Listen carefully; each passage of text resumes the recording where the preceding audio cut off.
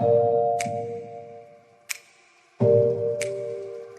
Morning गिबियाव आंनि बयखौबो खुलुमनाय आरो अननाय बावहरबाय लोगोफोर। गुड मर्निं दोस्तों, सबको मेरी तरफ से नमस्ते। बयखौबो हैप्पी बैसागु, सबको हैप्पी बैसागु मेरी तरफ से।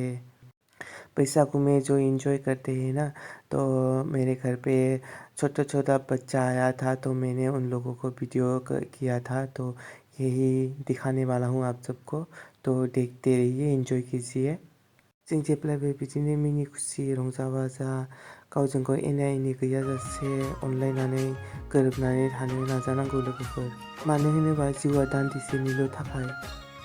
सबको खुशी देना सीखो और खुद भी खुश रहना सीखो दोस्तों।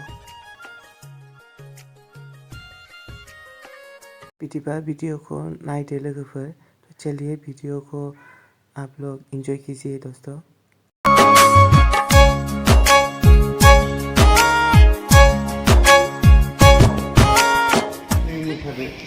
र' बे दामथों, आं सिनायासै रावखौबो। दे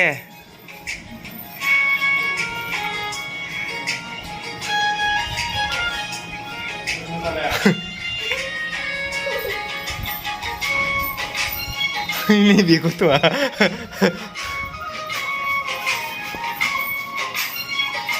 गारां ओरै थानो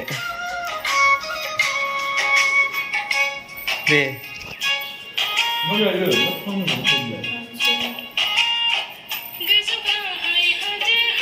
खोमसिसो नुदों।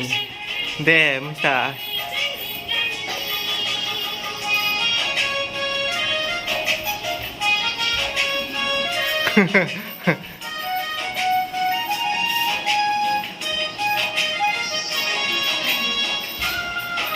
आयौ नैबे एक्ट्रिस जागोन।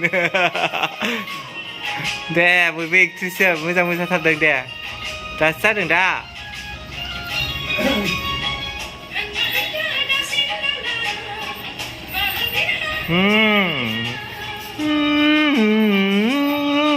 मोसानो लुगैफाबाय गथ'फोरजों।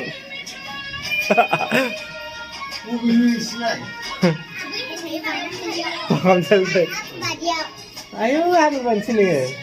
दे होथार। गथ'फोर बैसागु मागि फैदों जा मोजां।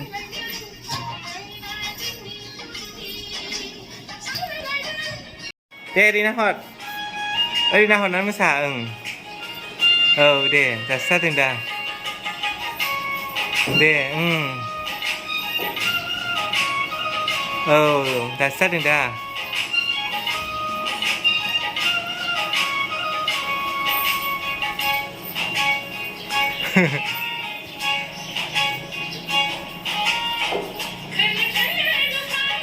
Thank you so much for watching my all videos. Khulumbai, Namaste, Happy Baisakhu and God bless you all.